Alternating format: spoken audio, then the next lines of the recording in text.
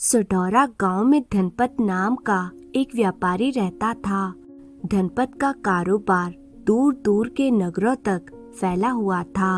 वह एक बहुत ही अमीर इंसान था, लेकिन था वह अव्वल दर्जे का कंजूस। वह एक एक पैसा बहुत ही सोच समझकर खर्च किया करता था। धनपत सेठ इतना कंजूस था कि वह घर में सूखी रोटी और एक सब्जी ही खाता था। उसकी मानो तो तरह तरह के पकवान बनाना तो जैसे पैसे की बर्बादी है।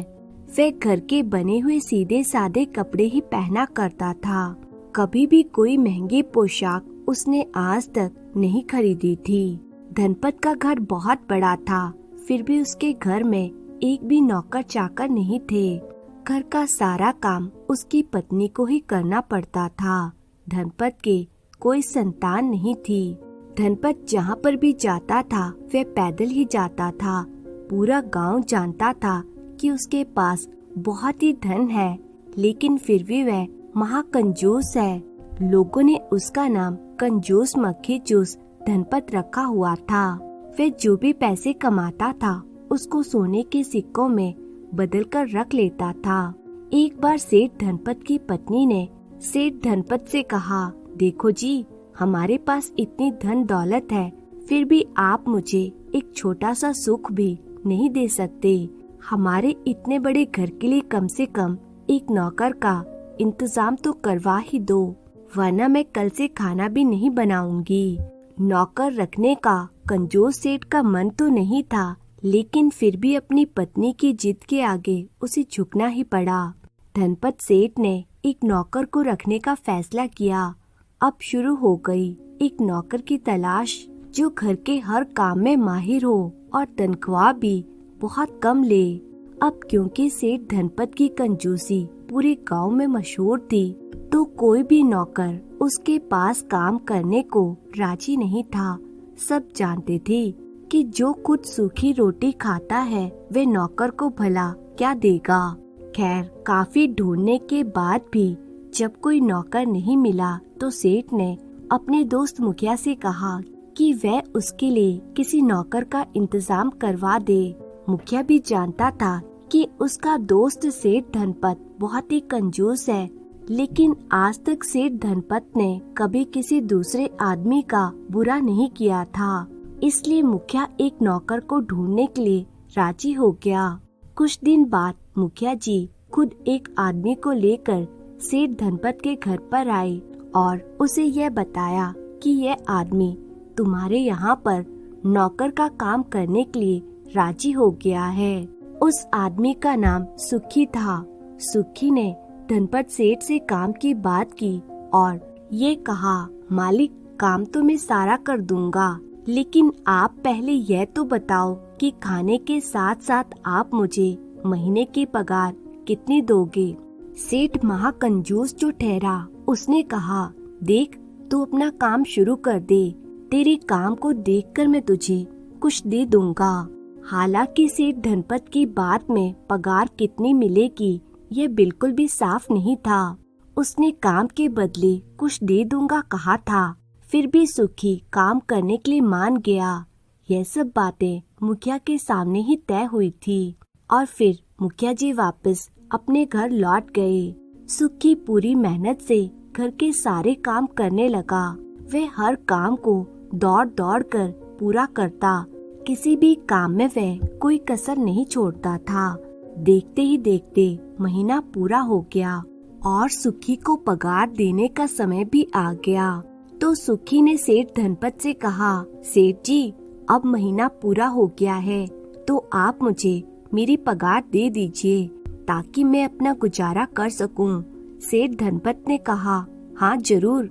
जिस मेहनत और मुस्तैदी से सुखी ने घर का काम किया था, तो उसके 500 रुपए महीने तो बनते थे, लेकिन कंजूस सेठ ने सिर्फ 50 रुपए ही निकाले और उसने वे 50 रुपए सुखी के हाथ में थमाते हुए कहा, ये लो, पूरे 50 रुपए हैं, तू भी क्या याद रखेगा।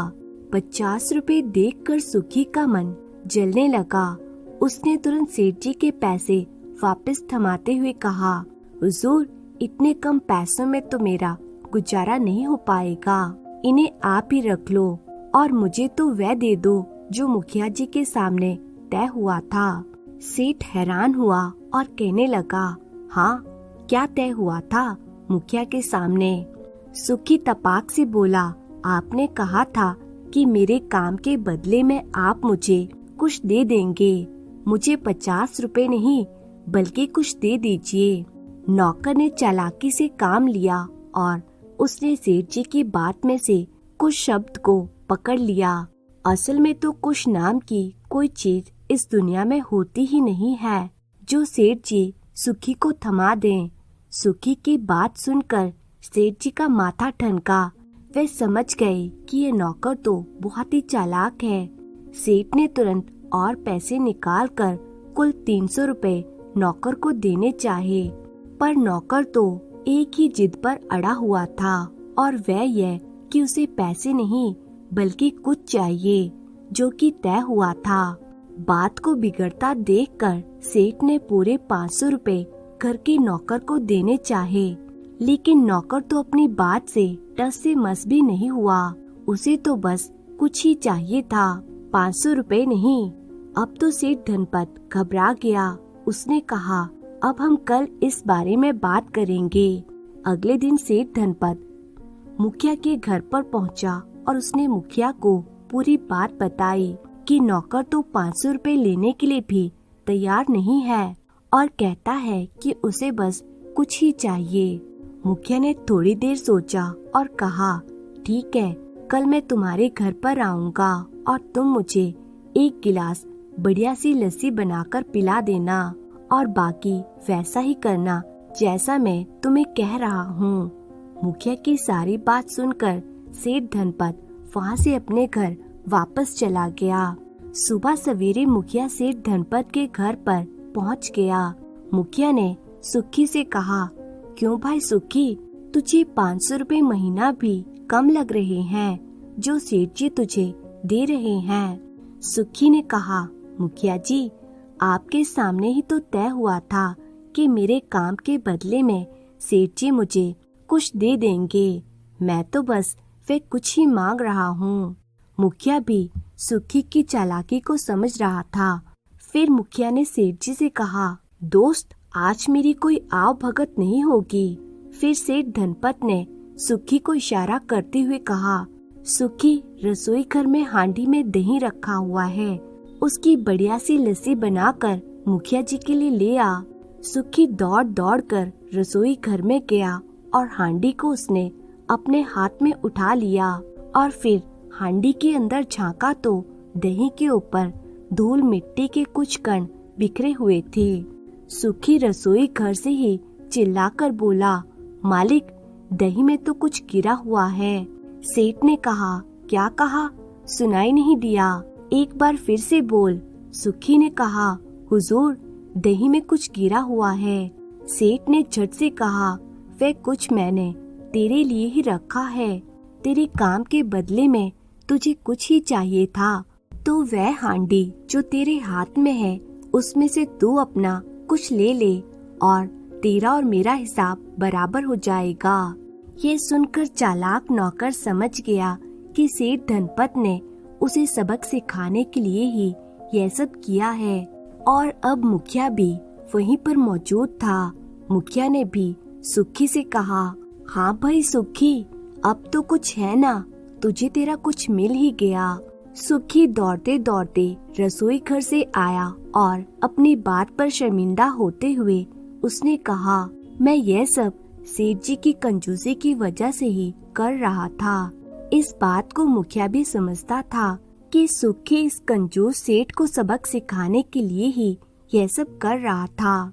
तब सेठ धनपत ने भी अपनी कंजूसी के लिए सुखी और मुखिया जी से माफी मांगी और आइंदा इस तरह की कंजूसी वाली हरकत न करने का वादा किया।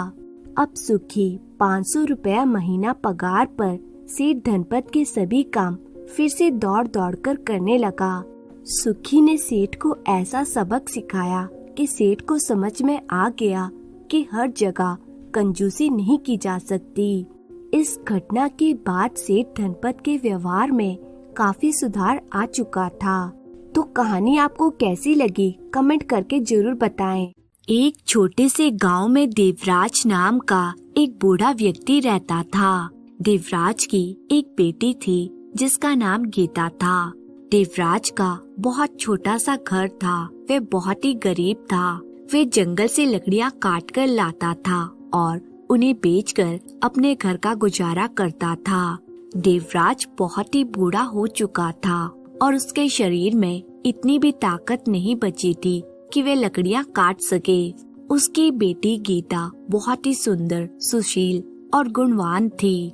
गीता घर में ही सिलाई बुनाई करके थोड़े बहुत पैसे कमा लिया करती थी, जिससे वे अपने घर के गुजारे के लायक अपने पिताजी की मदद करती थी। एक दिन देवराज जंगल में लकड़ियां काटने जा रहा होता है। तभी गीता कहती है, पिताजी, मैंने आपसे कितनी बार कहा है, अब आपके शरीर में इतनी ताकत नहीं कि आप लकड़ियां काट सको। अब आपको आराम की जरूरत है। पिताजी, आप घर पर आराम क्यों नहीं करते हैं? गीता बेटी, मैं घर पर आराम कैसे कर सकता हूँ?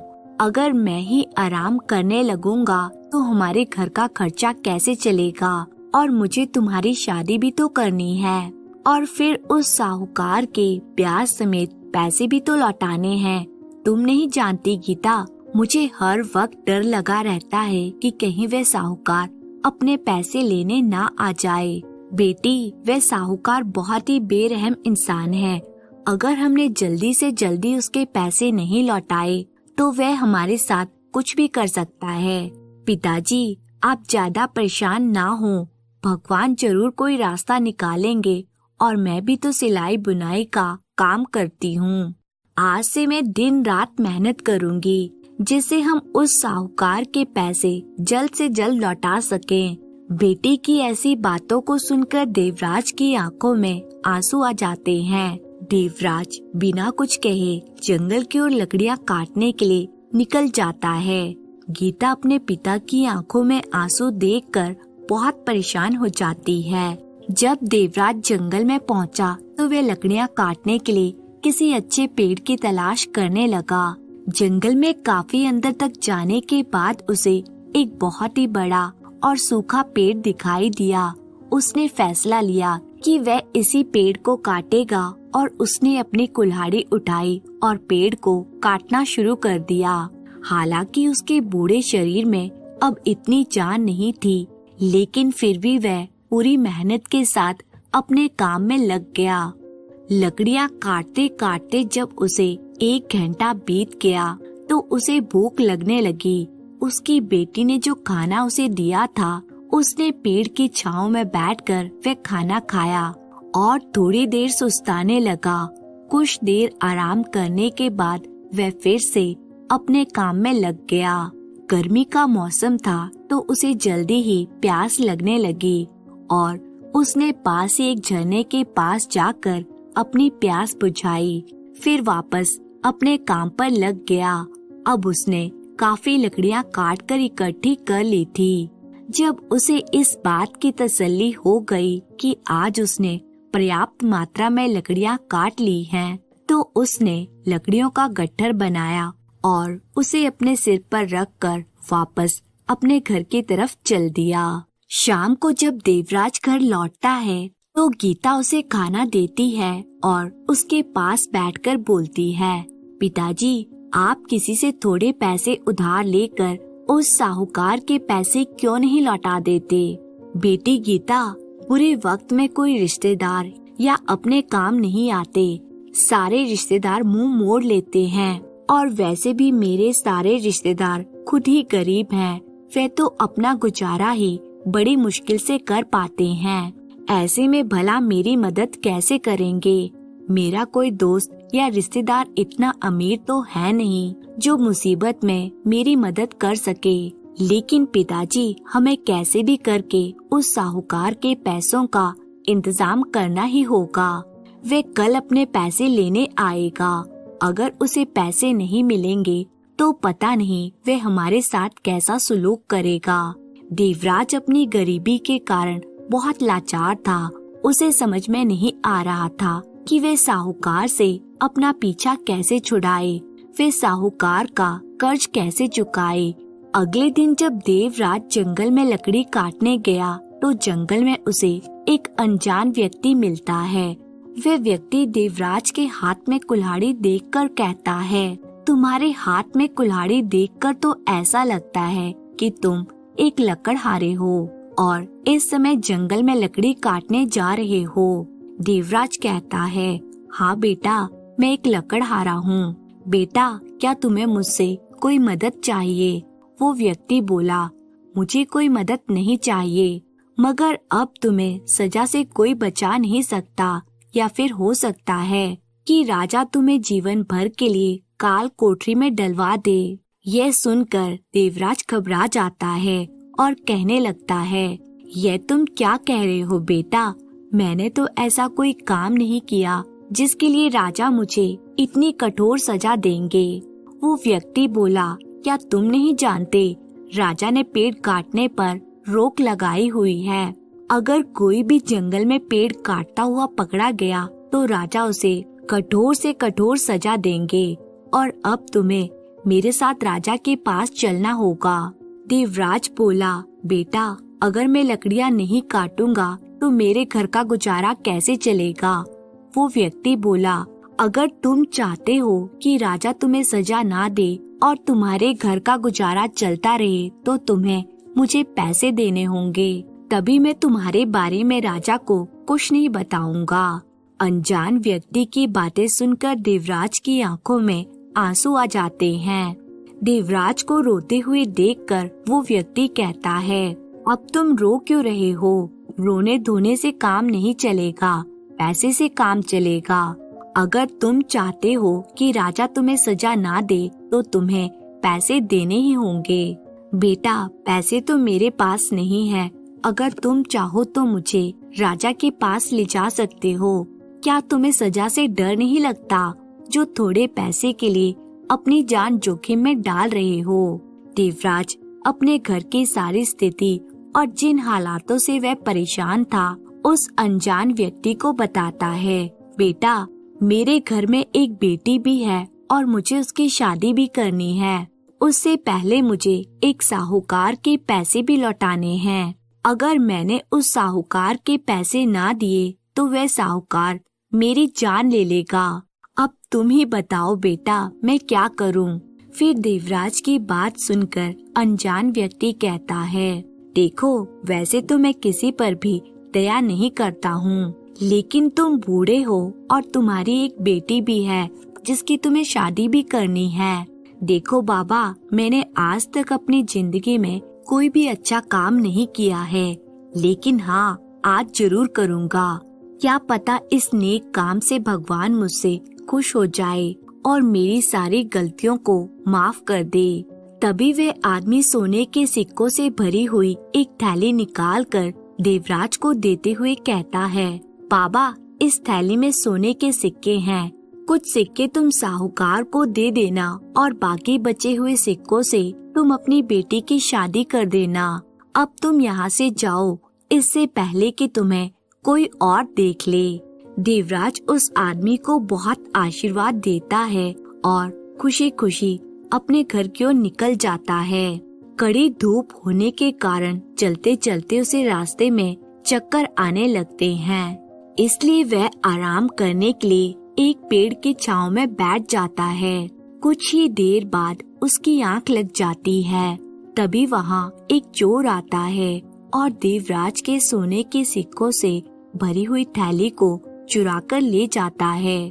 थोड़ी दूर जाने के बाद जब वे चोर थैली खोलकर देखता है तो खुशी से झूमने लगता है और कहता है, अरे वाह, इतने सारे सोने के सिक्के, आज तो मेरी किस्मत खुल गई।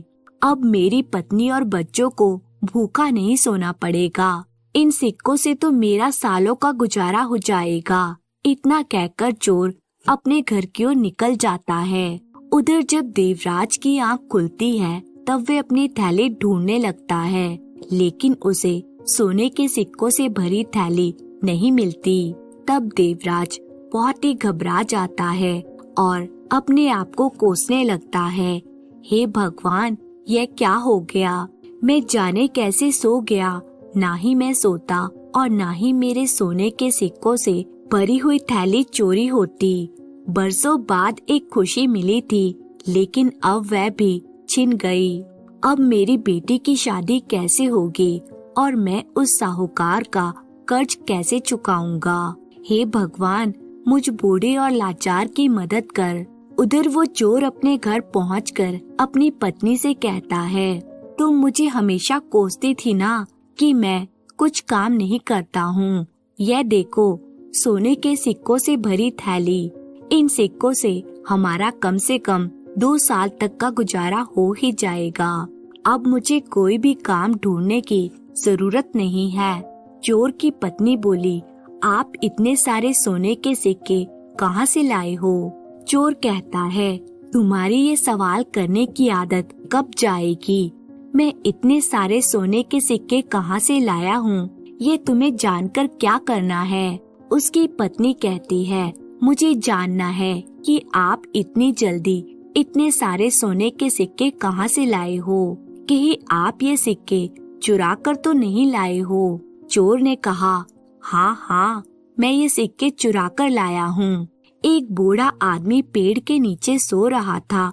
उसी की जेब में से ये सोने के सिक्कों से भरी हुई थैली चुरा कर लाया हूँ। उसकी पत्नी कहती है, क्या आप अब चोरी भी करने लगे हो? क्या आप दूसरों को तकलीफ देकर खुश रहना चाहते हैं? वह बेचारा बूढ़ा गरीब आदमी न जाने किस हालत में होगा। न जाने उसने ये सोने के सिक्के किस काम के लिए रखे होंगे और आप उन सिक्कों को चुरा कर ले आए। अरे, वह बूढ़ा गरीब आदमी नहीं है, बल्कि एक पैसे वाला आदमी है। उसकी पत्नी कहती है, ये आपको कैसे पता चला कि वह पैसे वाला आदमी है? क्या आप उसे जानते हो? चोर बोला, नहीं, मैं नहीं जानता उसे, पर वह गरीब नहीं हो सकता, क्योंकि कोई भी गरीब आदमी इतने सारे सोने के सिक्के लेकर बेफिक्र होकर पेड़ के नीचे नहीं सो सकता। उसकी पत्नी कहती है, मुझे इस बात से कोई फर्क नहीं पड़ता कि वह बूढ़ा आदमी गरीब है या अमीर, बस हमें किसी के खून पसीने की कमाई नहीं चाहिए, इसलिए आपको उसके पैसे लौटाने होंगे। तुम ये कैसी बेवकूफी जैसी बातें कर रही हो? अब मैं उस बूढ़े आदमी को कहाँ जाकर ढूंढूं? चोर की पत्नी कहती है, आपको उस आदमी की तलाश करनी ही होगी। मुझे भूखा रहना मंजूर है, लेकिन मैं चोरी के पैसे से अपने घर का गुजारा नहीं चला सकती। आपको अपनी पत्नी और बच्चों का पेट मेहनत मजदूरी करके भरना चाहिए, ना कि चोरी करके। ठीक है भाग्यवान, मुझे पता है तुम नहीं मानोगी। मैं जाकर उस बूढ़े आदमी के सिक्के वापस कर दूंगा और उस बूढ़े की तलाश करूंगा। अब खुश हो ना तुम? फिर वे चोर उस बूढ़े आदमी के सोने के सिक्के वापस करने के लिए घर से निकल जाता है। उधर देवराज दुखी होकर जब अपने घर पहुंचता है, तब उसकी बेटी कहती है, पिताजी, मैं कब से आपका इंतजार कर रही थी। आज आपको घर आने में इतनी देर कैसे हो गई? तब देवराज कुछ नहीं बोलता। गीता फिर बोली, पिताजी, आप इतने चुप क्यों हैं? कुछ बोलते क्यों नहीं? तब देवराज सारी बात अपनी बेटी को बताता है।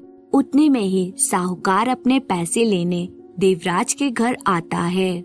साहूकार को देखकर देवराज और उसकी बेटी घबरा जाते हैं। साहूकार कहता है, देवराज, तुमने मेरे पैसे देने का वादा किया था, अब जल्दी से मेरे पैसे वापस कर दो। देवराज कहता है, साहूकार जी, मैंने आपके पैसों का इंतजाम कर लिया था, पर किसी ने मेरे सोने के सिक्कों की थैली को चुरा लिया। साहूकार कहता है, तूने मुझे बेवकूफ समझा है क्या कि तू मुझसे झूठ बोलेगा और मैं मान जाऊंगा? अरे, तेरे जैसे मुझे 50 मिलते हैं झूठ बोलने वाले। अब जल्दी से मुझे मेरे पैसे दे, मेरा समय मत बर्बाद कर। देवराज कहता है, साहूकार जी, मैं झूठ नहीं बोल रहा हूँ, मेरा विश्वास कीजिए, किसी ने मेरे सोने के सिक्कों की थैली चुरा ली है। तभी साहूकार बोला, अच्छा तो तेरे पास वो सोने के सिक्कों की थैली कहाँ से आई थी? जरा मुझे भी तो पता चले कि आखिर तू बुढ़ापे में क्या करता है। देवराज चुप रहता है। वे साहूकार की बातों का कोई जवाब नहीं देता। साहूकार फिर बोला, अब चुप क्यों है? बताता क्यों नहीं कि तेरे पास वे सोने के सिक्कों की थैली कहाँ से आई थी? तुझे बुढ़ापे में झूठ बोलते शर्म नहीं आती? तू ऐसे नहीं मानेगा, तू मेरे साथ राजा के पास चल। साहूकार देवराज और उसकी बेटी गीता को राजा के पास ले जाने लगता है।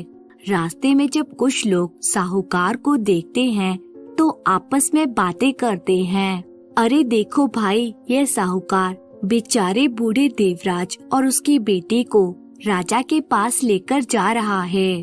भगवान इस दुष्ट साहूकार को जरूर सजा देगा। अब वही जाने कि राजा इस बेचारे बूढ़े को क्या सजा देंगे। दुनिया मर रही है, लेकिन न जाने इस कमबख्त को मौत क्यों नहीं आती। यह तो कभी बीमार भी नहीं पड़ता। इसे तो इसके कर्मों की सजा जरूर मिलेगी। 10 दिन बाद मुझे भी इसका कर्ज चुकाना है। साहूकार राजा के दरबार में पहुंच जाता है और राजा से कहता है, महाराज, इस देवराज ने मुझसे पैसे लिए थे और अब मुझे मेरे पैसे वापस नहीं दे रहा है। ऊपर से मुझसे झूठ बोल रहा है कि कोई इसके सोने के सिक्कों की थैली चुरा कर ले गया है। साहूकार की पूरी बात सुनने के बाद राजा साहूकार से कहता है, तो तुम ऐसे आदमी को कर्ज देते ही क्यों हो जो उसे चुका न सके? महाराज, ये मेरे सामने आकर रो रहा था, इसलिए मैंने इस पर तरस खाकर इसे पैसे दे दिए थे। नहीं तो मैं ऐसे लोगों को कर्ज कहाँ देता हूँ जो कर्ज लौटा न सके। राजा कहता है, यहाँ के नियम के अनुसार जो व्यक्ति समय से कर्ज नहीं चुका पाता है, उसके पूरे परिवार को कर्ज देने वाले की गुलामी करनी पड़ती है जब तक वे अपना कर्ज ना चुका ले। लेकिन मैं बूढ़े देवराज की उम्र का लिहाज करते हुए उसे 1 दिन का समय और देता हूँ। देवराज, अगर तुमने 1 दिन में साहूकार के पैसे वापस नहीं किए तो तुम्हें और तुम्हारी बेटी को साहूकार की गुलामी करनी पड़ेगी। राजा की बात सुनते ही देवराज डर से कांपने लगा, क्योंकि अब उसे और उसकी बेटी गीता को साहूकार की गुलामी करनी पड़ेगी। राजा का फैसला सुनने के बाद साहूकार देवराज और उसकी बेटी के साथ वापस लौट आता है और देवराज से कहता है, देवराज, तू मेरे पैसे 2 साल में नहीं लौटा पाया तो 1 दिन में कैसे लौटाएगा? तू एक काम कर, अपनी इस खूबसूरत बेटी की शादी मुझसे करा दे। तेरी बेटी मेरे साथ राज करेगी राज, और मैं तेरे साथ भी अच्छा व्यवहार करूँगा।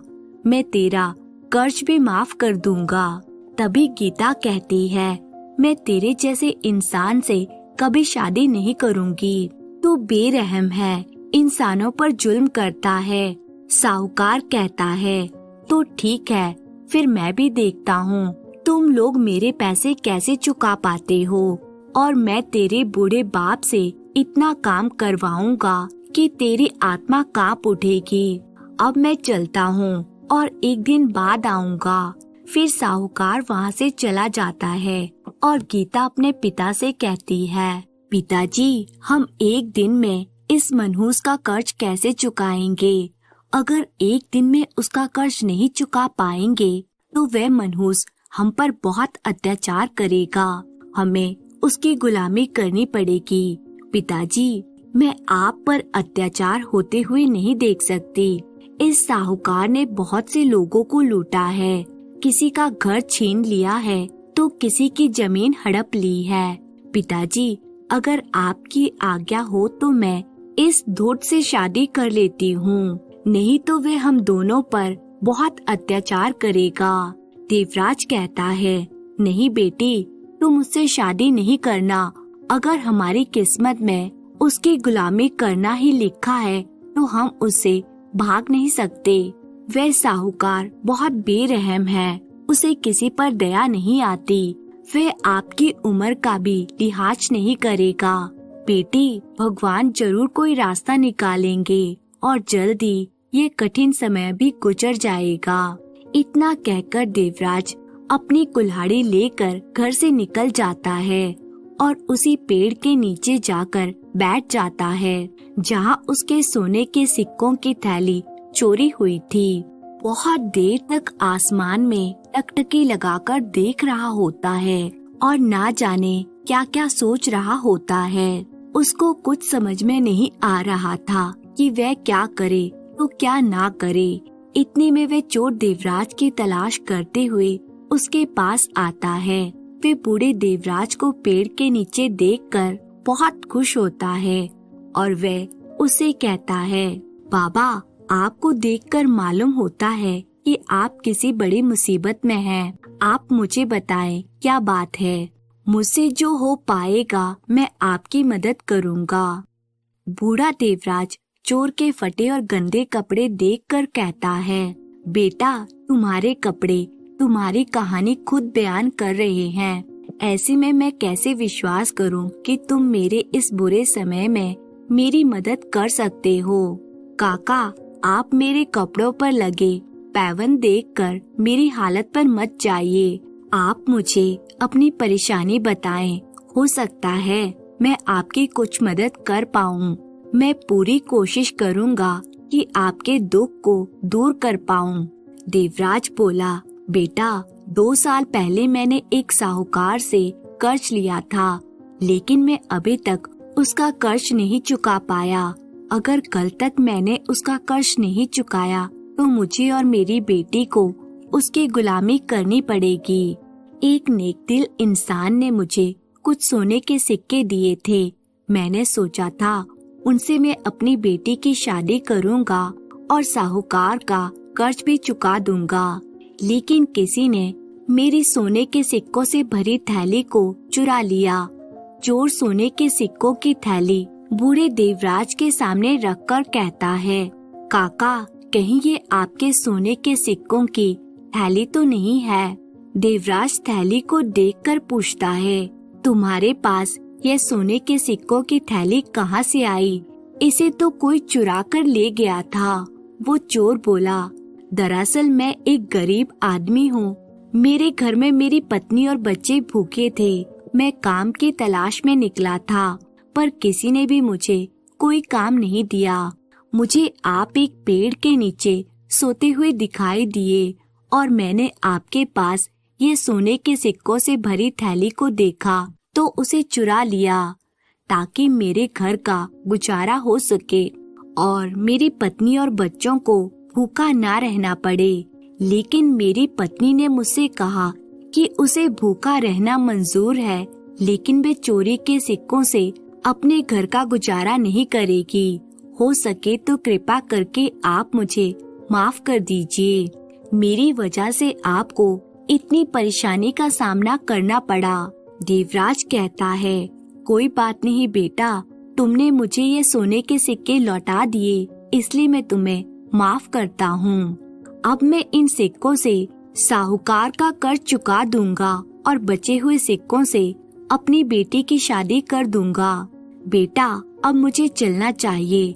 मुझे जल्दी से जल्दी साहूकार का पैसा भी चुकाना है।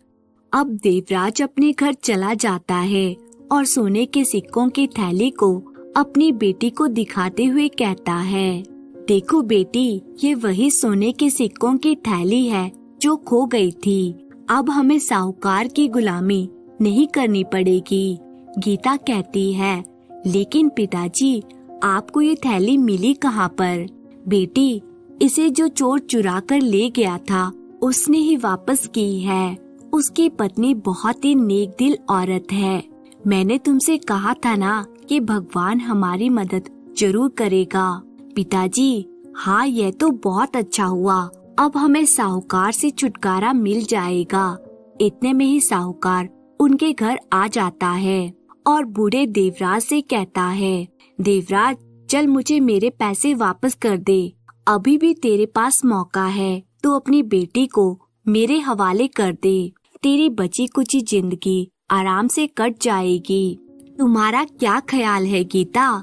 क्या तुम अपने बूढ़े बाप पर अत्याचार होते हुए देखना चाहती हो?